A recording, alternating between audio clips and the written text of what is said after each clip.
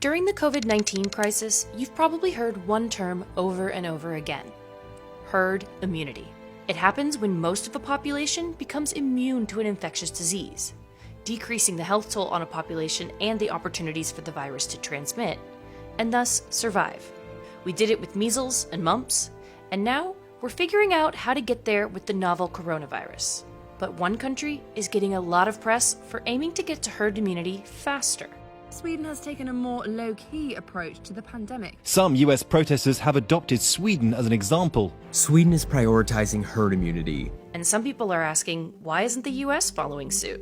There are two main ways of getting to herd immunity: through widespread vaccination or through natural infection and recovery. Herd immunity requires at least 60 to 70% of people to achieve immunity, though some believe a 90% rate is needed. The herd's immunity will help protect those without immunity. An infected person would mostly come in contact with immune people, stopping more infections. The US implemented lockdowns to slow the spread while waiting for a vaccine. The problem with this method is that vaccine development takes a long time. To be clear, 18 months is the short end of the vaccine timeline. Dr. Fauci is hopeful that we could have one in 18 months, but that would be a miracle, I believe, because that would require every single test of this vaccine to go well and have no safety problems and sufficient immunity with that first vaccine that we test. I think that's very unlikely. The COVID-19 virus is part of the same coronavirus family that caused the early 2000s SARS outbreak, so scientists have had a jump start. But even with the groundwork research done and fast-tracking of any trials, it takes time and exposure to judge whether a vaccine is safe and effective. In the meantime, countries are forced to lock down and physical distance in order to slow the spread and avoid overwhelming the healthcare systems. But the problems are twofold. First, physical distancing isn't as effective as experts would like, in part because people have to be vigilant. Numbers of cases are still going up. That's not a recipe that says, oh, we can relax and go back to work. Second, while the lockdown is happening, the economy is faltering. Unemployment sits just below 15% with millions of Americans out of a job. Protests have sparked, demanding the country reopen. And even still, certain parts of the country's hospitals are filled mostly with COVID-19 patients, despite attempts to slow its spread. Some have pointed to Sweden's example of what should have been done, which is the second path to herd immunity: natural infection and recovery.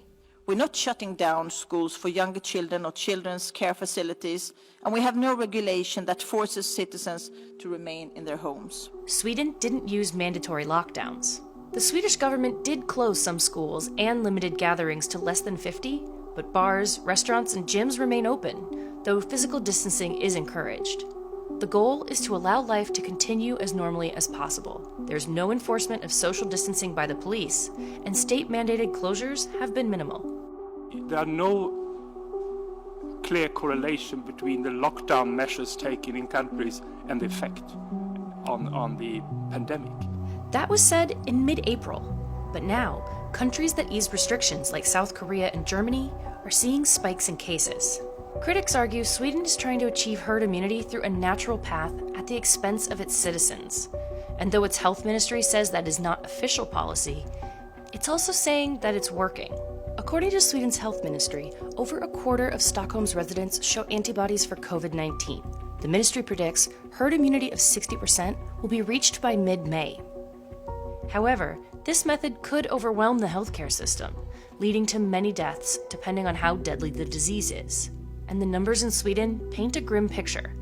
A significant portion of the country's deaths have been in its nursing homes, a fact that the government admitted was a failure in its strategy. And the death rate in Sweden is almost 32 deaths per 100,000 people, a number significantly higher than its neighbors and the US, even though it's lower than other European countries like Spain and Italy. Sweden's course could help its economy recover quicker, though, like the rest of the world, it's still suffering. For us personally, we've let go of the majority of our staff, so it's been difficult in many respects. Natural immunity also requires infection and recovery. But for a certain number, there will be no recovery. To reach the low end, 60% of Americans, or almost 200 million people, would have to be infected, recover, and gain immunity. But this means 1% or nearly 2 million people would die. This using a 1% mortality rate. Trying to get everybody sick so that we achieve herd immunity, I think that's called nutting.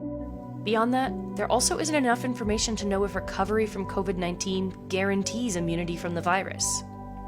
When a person recovers from a disease, their body usually builds a natural immunity to fight future infection. But immunity from natural infection has several different factors, including the amount of antibodies produced, whether those antibodies can defend against a future infection, and if so, how long will they provide immunity for? Currently, there are no studies proving any of these with COVID-19. We can look to other outbreaks in the coronavirus family and develop educated guesses, but until then, they are still at best just educated guesses.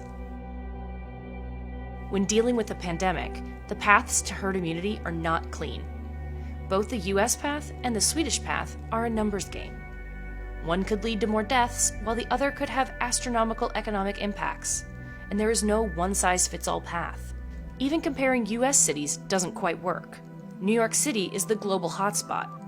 LA, often compared to New York, suffered relatively few deaths, but LA is a city that sprawls, spreading its population out, whereas New York is dense, causing less room for physical distancing. Dr. Fauci said a second wave is inevitable, and as parts of the country reopen, the question is what can change to flatten that second curve? The best we can do is learn from our past mistakes for when it comes. Take Sweden.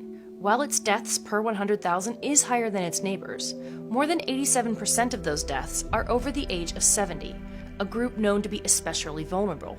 If a second wave comes, Sweden needs to better protect that population. And in America, the unknowns will have to be known. Who has it and recovered? Are they immune now? For how long? Can those who've recovered from COVID-19 go back to work while the unprotected stay isolated? During the first wave, more than 80,000 people died in the US as of May 11th. Americans can find a way to do better, because what's at stake are the people around us.